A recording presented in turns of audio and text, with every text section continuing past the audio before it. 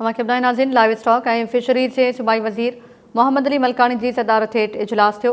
मोहम्मद अली मलकानी चयो त सिंध जे सामूंडी पट्टी जे मुहाणनि जा मसइला तरजीही बुनियादनि ते हल कया वेंदा। रुगो बायोमेट्रिक ज़रिए तस्दीक थियल ऐं सुञाणप कार्ड रखंदड़ मुहाणा ई समुंड में वञी सघंदा। सूबाई वज़ीर मोहम्मद अली मलकानी जो चवणो हो त गैर रजिस्टर्ड ॿेड़ियूं समुंड में न वञी सघंदियूं, कार्रवाई थींदी।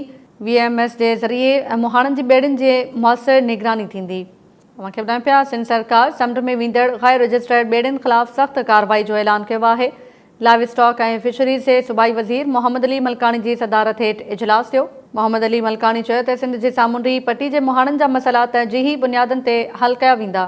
सूबाई वज़ीर मोहम्मद अली मलकानी जो चवणो हो त रुगो बायोमेट्रिक ज़रिए तस्दीक थियल ऐं सुञाणप कार्ड रखंदड़ मुहाणा ई समुंड में वञी सघंदा। गैर रजिस्टर्ड ॿेड़ियूं समुंड में न वञी सघंदियूं, कार्रवाई थींदी। सिंध सरकार तरफ़ां समुंड में वेंदड़ गैर रजिस्टर्ड ॿेड़ियुनि ख़िलाफ़ सख़्त कार्रवाई जो ऐलान कयो वियो आहे। लाइव स्टॉक ऐं फिशरीज़ जे सूबाई वज़ीर मोहम्मद अली मलकानी जी सदारत हेठि इजलास थियो।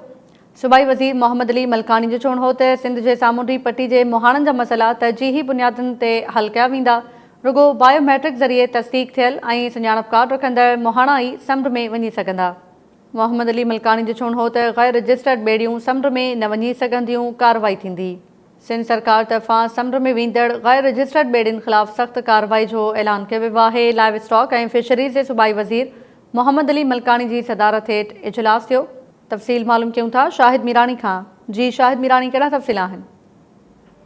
जी बिल्कुलु साहिरा, लाइव स्टॉक ऐं फिशरीज़ खाते जो सूबाई वज़ीर मोहम्मद अली मलकानी जी सदारत हेठि आला सतही इजलास थियो आहे। उन इजलास में सेक्रेटरी लाइव स्टॉक समेत ॿियनि लाॻापियल अख़्तियारनि तरफ़ां बि शिरकत कई वई आहे। इजलास दौरान सूबाई वज़ीर जो चवणो त सिंध जी साहिली जेका माहीगीरनि इलाइक़े जा माहीगीर जेका आहिनि उन्हनि जे मसइलनि खे तरजीही बुनियादनि ते हल कयो वेंदो।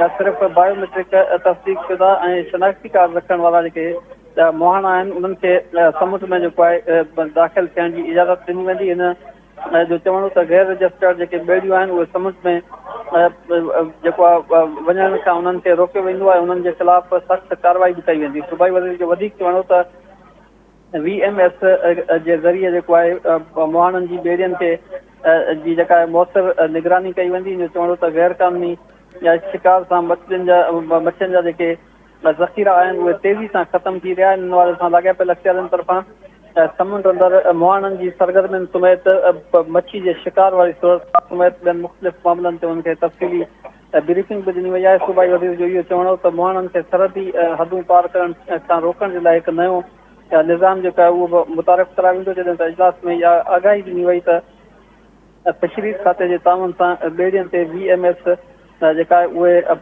नस्ब कया वेंदा। इन वारे सां मोहम्मद अली मलकानी जो वधीक चवणो त गैर रजिस्टर्ड जेके ॿेड़ियूं आहिनि ऐं बग़ैर शनाख़्ती कार्ड रखंदड़ जेके माण्हू आहिनि उन्हनि खे या समुंड अंदरि वञण जी इजाज़त न ॾिनी वेंदी। ख़िलाफ़ वर्ज़ी कंदड़ जेके बि मुहाणा आहिनि या ॿिया आम माण्हू आहिनि उनजे ख़िलाफ़ सख़्त कार्रवाई कई वेंदी। जो चवणो त गुज़िरियल 15 सालनि मां नयूं भर्तियूं न थियण जे करे फिशरीज़ खाते खे जेको आहे खातो जेको आहे उहो अमले जी शदीद खोट खे मुंहुं ॾिए पियो। इन जो चवणो त समुंड में कुदरती आफ़तूं ख़ासि तौर ते तूफ़ाननि खां बचाव जे लाइ बि बर वक़्त इतलाह ॾियण वारो मज़बूत निज़ाम जेको आहे उहो बि ठाहिण वञूं पिया। जी महिरबानी जी शाहिद मीरानी।